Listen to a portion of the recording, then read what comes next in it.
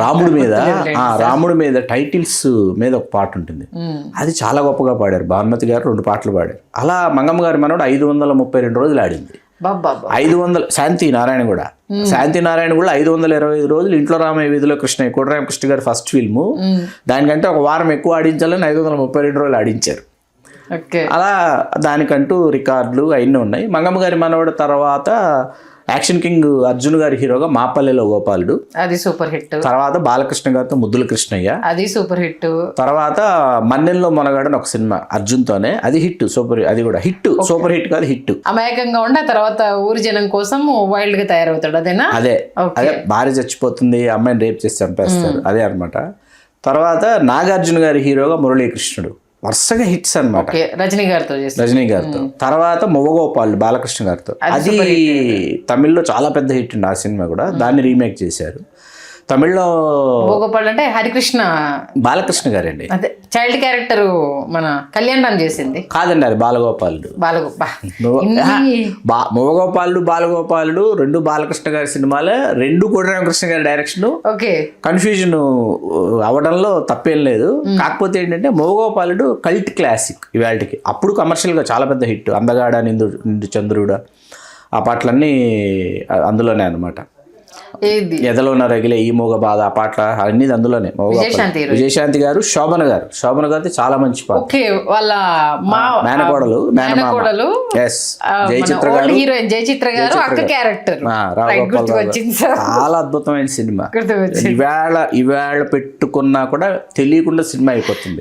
ఎట్లా అంటే పెద్దవాళ్ళంతా కూర్చున్నప్పుడు వాళ్ళతో పాటు కలిసి మనం కూర్చొని చూడాలి కదా.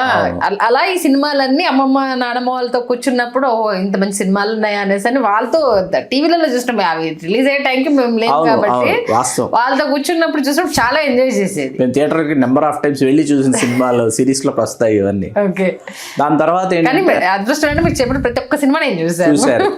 మొగోపాళ్ళ తర్వాత బాలకృష్ణ గారితోనే ముద్దుల మామయ్య, అది ప్రభుగా, ఇది బ్యాక్ టు బ్యాక్ ప్రభు గారి సినిమాలే తమిళ్. ఎక్కువ సినిమాలు. తర్వాత ముద్దుల మేనల్లుడు చేశారు. ముద్దుల మేనల్లుడు యావరేజ్ సోగా ఆడింది, ఫ్లాప్ కాదు. అయిన తర్వాత మీకేంటంటే ఆ తర్వాత మాతో పెట్టుకోకుండా ఒక సినిమా బాలకృష్ణ గారి సినిమా, అది డిసప్పాయింట్ చేసింది కోదండరామిరెడ్డి గారి డైరెక్షన్లో. డబుల్ యాక్షన్ అనుకుంటా. అవును. తర్వాత మీకు ఒక మధురానగర్లోని ఒక సినిమా, అది రీమేకే, మలయాళం రీమేక్, అల్లరిపిల్ల అనేసి. అది ఈ 2 కోటరామకృష్ణ గారు అంటే మీనాతో, ఈ 2 సూపర్ హిట్స్. అయిన తర్వాత అక్కడితో ఎస్ గోపాల్ రెడ్డి గారి యొక్క క్రమశిక్షణ కానీ ప్లానింగ్ కానీ చాలా పర్ఫెక్ట్గా ఉండేది. రథయాత్ర అని రాజశేఖర్ గారితో ఒక సినిమా చేశారు. ఈ డిసిప్లైను, ఈ టైమింగు, ఇవన్నీ ఒక్కసారిగా ఈ కంట్రోల్ బడ్జెట్ మీద తప్పింది. ఒక రథయాత్రకు వచ్చేటప్పుడు అసలు ఎందుకు తీస్తున్నాము, ఏం చేస్తున్నాము, ఏంటో అవుట్పుట్, డిజాస్టర్ అనమాట సినిమా. ఏ ఇయర్లో అది రథయాత్ర? ఇవన్నీ కూడా ముందే 2000కు ముందే, ఇవన్నీ 80 నుంచి స్టార్ట్ అయ్యి 2000కి వచ్చేటప్పుడు 20 years స్పాన్ లో నేను మా బాలాజీని ఇంకో సినిమా కూడా నవీన్తో చేశారు, అది కూడా రీమేక్. ఫ్లాప్లు. ఈ ఫ్లాపులు పక్కన పెడితే ఆయన ఎక్కడ ఆత్మస్థైర్యం కోల్పోలే. రథయాత్ర మా Balaji 2 cost failures and also wrong decisions అనేటటువంటి నిర్ణయానికి వచ్చి బాలకృష్ణ గారితో కూర్చున్నారు. మళ్ళీ బాలకృష్ణ గారే పిలిచారు, కూర్చుని బాలకృష్ణ గారు ఏమన్నారంటే, ఓకే మాతో పెట్టుకోక మనకు అనుకున్నట్టు పే చేయలేదు, పక్కన పెడదాం, మనం ఇప్పుడు ఒక సినిమా చేద్దాం, కోటరామకృష్ణ గారిని పెట్టుకుందాం, డైరెక్టర్ గారు కోటరామకృష్ణ గారిని పెట్టుకున్నారు. పెట్టుకుని ఒక జానపదం అంటే ఎస్ గోపాల్ రెడ్డి గారు అన్నారంట, టేబుల్ మీదే మొత్తం బడ్జెట్ వేసి ఎట్టి పరిస్థితులు ఇది వర్కౌట్ కాదు, వద్దు అన్నారంట.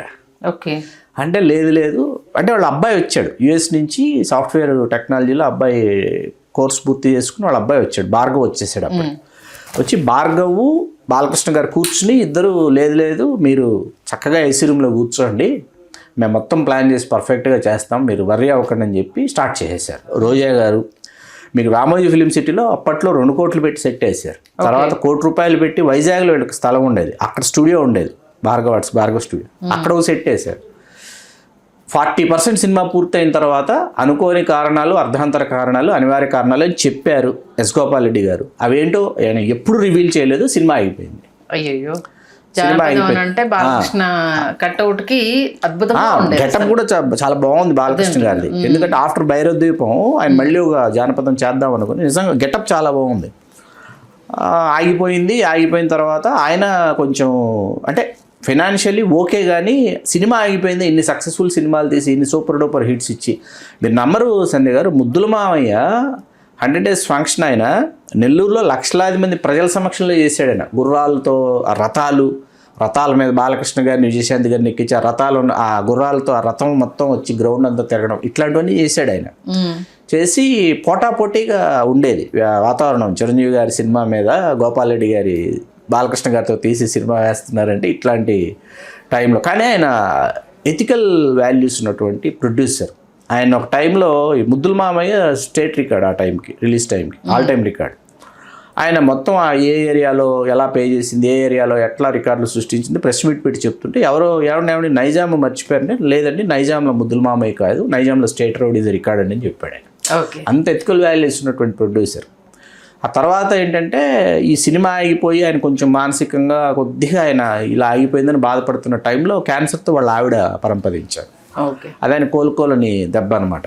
అట్లా ఆ తర్వాత ఆయన కూడా అనుకోకుండా 2008లో తను జాలించారు. 1944 జన్మించారు, 2008లో తను జాలించారు. 64 సంవత్సరాలు 63 సంవత్సరాల కొన్ని నెలల వయసులో అన్ని తెలుగు సినిమా పరిపుష్టికి పురోభివృద్ధికి ఎంతగానో దోహదపడినటువంటి గొప్ప సినిమాలు తీశారు.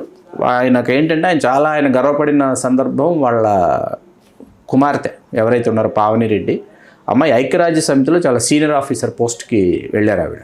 అది ఆయన చాలా ప్రౌడ్ఫుల్ మూమెంట్గా ఆయన ఫీల్ అయ్యారు.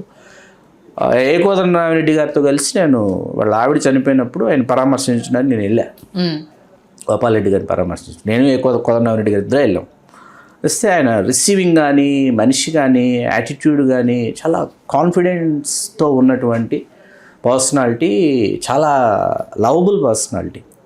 ఆయన ఆ రోజు చిన్నపిల్లాడిలాగా ఏడ్చారు పరామర్శించడానికి వెళ్ళిన రోజు. అది బాగా మనకేంటంటే మనం గ్రేట్ ప్రొడ్యూసర్. అంత క్రితం మా ఊరికి ముద్దుల మామయ్య విజయాత్లకు వచ్చినప్పుడు కలిసాను నేను మా నాన్నగారు. థియేటర్ వాళ్ళు మాకు బాగా కావాల్సిన వాళ్ళు కాబట్టి బాలకృష్ణ గారిని గోపాల్ రెడ్డి గారిని కలిసాము. అప్పుడు ఆ తర్వాత కలిసిన సందర్భం ఇదే. తర్వాత ఒకసారి ఎయిర్పోర్ట్లో మాట్లాడాను గోపాల్ రెడ్డి గారితో. అట్లాగే ఏంటంటే వీళ్ళు తెలుగు సినిమా చరిత్రలో కమర్షియల్ సినిమాని నెక్స్ట్ లెవెల్కి తీసుకెళ్ళడానికి ఒక హెల్దీ కాంపిటీషన్ ఇచ్చినటువంటి పర్సనాలిటీస్. వారి అర్ధాంగి చనిపోయిన తర్వాత ఒక వ్యక్తి గోపాల్ రెడ్డి గారిని పరామర్శించడానికి వస్తే గోపాల్ రెడ్డి గారు ఆశ్చర్యపోయారంట. ఆ వ్యక్తి గోపాల్ రెడ్డి గారితో అన్నారంట, రెడ్డి గారు మీరు దయచేసి అధైర్యపడద్దు, మేమందరం ఉన్నాం, మీరు దయచేసి మీ కాన్ఫిడెన్స్ కోల్పోవద్దు, మీలాంటి నిర్మాతలు ఇండస్ట్రీకి అవసరం. ఆ వ్యక్తి మెగాస్టార్ చిరంజీవి గారు. గోపాల్ రెడ్డి గారు ఏ రోజు చిరంజీవి గారితో సెట్ అవ్వలేదు కదా. అలాంటిది చిరంజీవి గారు వెళ్ళి గోపాల్ రెడ్డి గారిని పరామర్శించి రావటం. ఆ తర్వాత నాకు ఇప్పటికీ గుర్తుంది, నాకు ఈ ఇన్సిడెంట్ తెలియదు. గోపాల్ రెడ్డి గారు మిసెస్ పోయిన తర్వాత చిరంజీవి గారు వెళ్ళి పలకరించిన విషయం నాకు తెలియదు.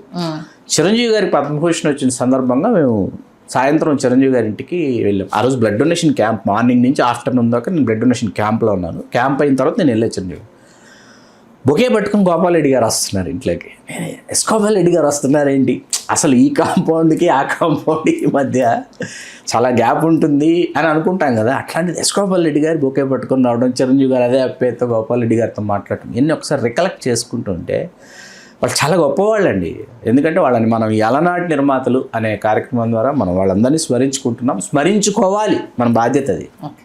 అంత మంచి సినిమాలు అందించి చివరి దశకంలో ఒక మంచి హిట్ పడి ఉంటే చాలా బాగుంది. ఆయన స్టార్ట్ చేసినాక ఒక ఎండ్ అనేది ఉండేది, పర్ఫెక్ట్ ఎండ్ అయ్యేది. అదే బట్ ఆయన ఎక్కడున్నా ఆయన ఆత్మ శాంతించాలి. ఎన్నో అద్భుతాలని ఏంటిది ధైర్యం చేసి డైరెక్టర్లకు నేనున్నాను మీరు ముందుకెళ్ళండి అని చెప్పేసి ఇప్పటికీ అంటే టాలీవుడ్ లో కల్ట్ క్లాసిక్స్ కావచ్చు, కల్ట్ హిట్స్ కావచ్చు, కమర్షియల్ హిట్స్ బాలకృష్ణ కెరీర్ లోనే బిగ్గెస్ట్ హిట్స్. ఖచ్చితంగా ఇప్పుడు మంగమ్మ గారి మనవడు లేకపోతే అంత క్రితం బాలకృష్ణ గారు ఎన్ని సినిమాలు అయినా చేస్తుండొచ్చు. చైల్డ్ ఆర్టిస్టు లేకపోతే టీనేజ్లు, ఎర్లీ టీన్స్లో కావచ్చు, ఎన్ని రామారావు గారి సంరక్షణలోనో, రామారావు గారి గైడెన్స్లోనో, రామారావు గారి డైరెక్షన్లో చేసిన సినిమాలు కనిపిస్తాయి తప్ప కమర్షియల్ హీరోగా బాలకృష్ణ గారికి first biggest block buster, first super duper hit Mangamma గారి మనవడు. ఓకే, అందులో ఎవరికి సందేహం లేదు, దాన్ని తెలుగు సినిమా చరిత్రకారులు విశ్లేషకులు కూడా అంగీకరిస్తారు. మరి దాన్ని ఆయన ఊహించింది ఆ పాండ్యను తమిళ్లో చేసిన పాత్ర, ఇది బాలకృష్ణ అయితేనే బాగుంటాడు అని గోపాల్ రెడ్డి గారు ఆలోచన ఉంది కదా, ఆలోచన గోపాల్ రెడ్డి గారికి రాకపోయింటే ఆ పాత్ర ఇంకెవరికైనా వెళ్ళి ఉంటే మేబీ అంటే ఊహించుకోలేము ఇప్పుడు సీరియస్లీ. ఒకసారి హిట్ అయిపోయిన తర్వాత అంటే కొన్ని సినిమాలకు మాత్రమే సాధ్యం. మరి ఈ రోల్ ని ఇంకొక యాక్టర్ ప్లే చేసి ఉంటే బాగుండేదని అది కొందరికి మాత్రమే మనం ఆలోచించగలుగుతాం. కొన్ని సినిమాలో భైరవ దీపం కావచ్చు, ఆదిత్య 360 వీటిలో బాలకృష్ణ ప్లేస్ ని ఎవరు రీప్లేస్, లారీ డ్రైవర్ కావచ్చు, ఎందుకంటే అవి ఆల్రెడీ అది జీవించిపోయిన క్యారెక్టర్స్. కొన్నిట్లో అబ్బా ఇది సినిమా బాలకృష్ణ గారు చేసి ఉండకపోతే బాగుండు, ఇది ఈయనకైతే బాగుండు, అట్లా కొన్ని ఉంటాయి. కానీ కొన్నింటి విషయంలో బాలకృష్ణ టచ్ చేయలేము. అంత అద్భుతంగా ఆయన ఒదిగిపోయిన తీరు కావచ్చు, ఇంకా అసలు మాట్లాడడానికి కూడా మాటలు సరి. నిజంగా మీ ద్వారా నేను కూడా పాత సినిమాలను ఒక్కసారి రీకలెక్ట్ చేసుకున్నాను. ఎవరెవరితో చూసాను, మా అమ్మమ్మ నానమ్మ కూర్చోవడం వల్ల అదే ఇన్ని సినిమాలు నేను చూసాను. నాకు చాలా జ్ఞాపకాలే మనిషిని ముందుకు నడిపిస్తాయండి. ఎందుకంటే ఇప్పుడు ఆ నిర్మాత గోపాల్ గారు మన మధ్యలో లేరు, అయినా సరే ఇప్పుడు ఆయన గురించి మనం మాట్లాడుకుంటాం. ఎందుకు ఆయన అందించిన సినిమాలు అజరామరాలు. ఖచ్చితంగా ఆయన ఆత్మ శాంతించాలి. ఇంకా అంటే ఇంకా ఆయన జనరేషన్ దీంట్లో లేరు కాబట్టి అది కట్ అవ్వడం బాధాకర విషయము. ఎందుకంటే అంత ఎథిక్స్ ఉన్న వారసులు వచ్చి ఉంటే ఇంకా మంచి సినిమాలు జనరేట్ వెళ్ళిపోయారు. బట్ ఎప్పటికీ మర్చిపోని సినిమాలు అందించిన మహానుభావుడికి మీ ద్వారా మరొక్కసారి ధన్యవాదాలు తెలుపుకుంటూ చాలా చక్కటి ఇన్ఫర్మేషన్ అందించిన శ్రీకాంత్ గారు. Thank you so much.